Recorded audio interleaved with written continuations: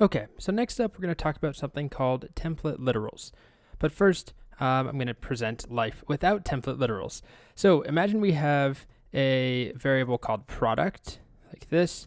Product will be a product name, like, how about artichoke?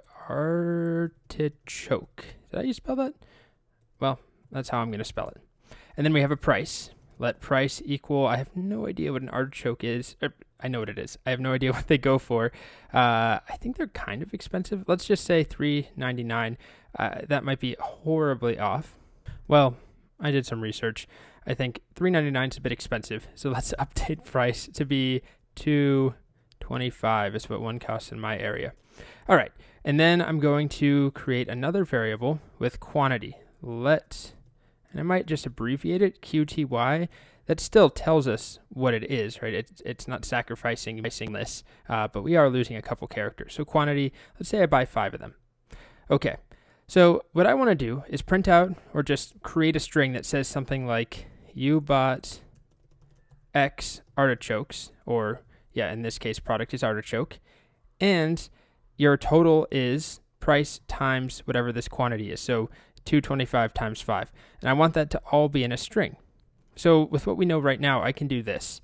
I can concatenate strings with a plus sign, right? You bought, and then I need to add in the quantity. So this is annoying because I need to plus QTY, right? We saw this concatenation, but then I need a space. So I've got to add an empty space there. And then here, I need to add another space, right? And then I want to add the product name, so that's product. You bought 5 artichoke.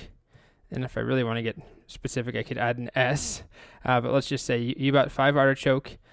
And then after that, total, maybe a period, total price, or total is, and then I want to display the price times the quantity, like this, $11.25. All right, so that's a lot of plus signs, a lot of closing quotes and then reopening them. Adding a space between 2 variables, that's really annoying. Just look at all this unnecessary work we had to do here. Plus, quote, space, quote, plus. That's a lot. So there's a better way. Now this does work, right? I made this new variable, well, it's not a variable, but I made this new string. You bought 5 artichoke, total is $11.25. But what we're gonna see right now is the newer way of doing this, something called a template literal. So these have not been around since the dawn of JavaScript, like concatenation has. These template literals are a newer syntax and they're super useful. They allow us to create strings where we can embed an expression inside the string, and that expression will be evaluated and turned into a string. So you can see an example right here. I counted 3 plus 4 sheep. That will be evaluated and replaced with a string. I counted 7 sheep. So there's a couple things you must know. First of all, in order to make this work, you have to use the backtick characters. Now, you may not be familiar with the backtick. On my keyboard and most keyboards I've ever seen, all keyboards I've ever seen, which admittedly is just North American English keyboards, the backtick character is located above my tab key on the left side, top left of my keyboard, right before the number 1.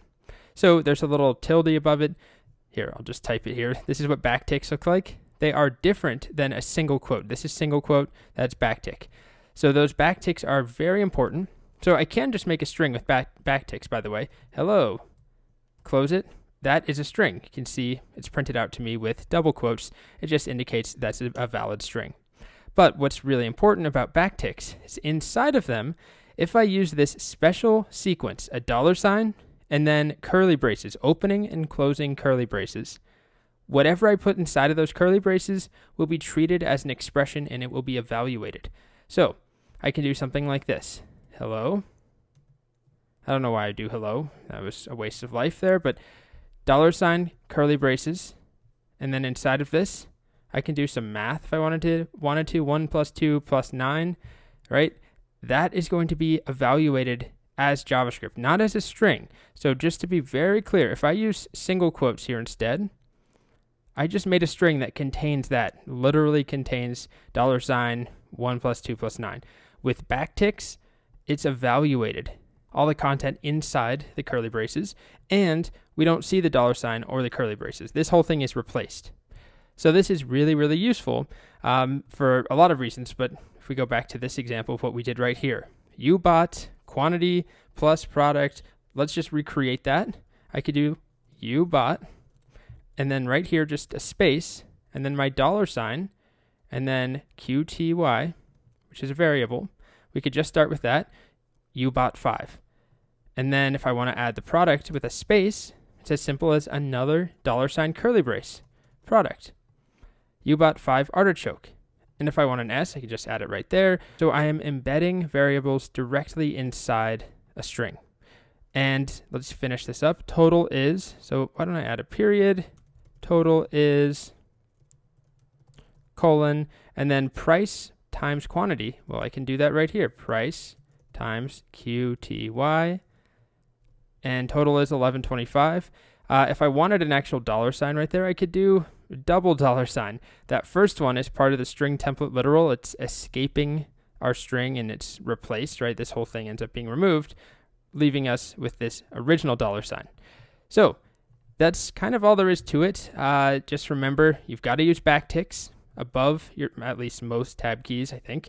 And it's not a single quote, but if you do use those backticks, we can use a $ and curly braces inside between the two backticks and write whatever we want in there. A valid, I mean, it needs to be valid JavaScript, but our expressions will be evaluated and turned into a string.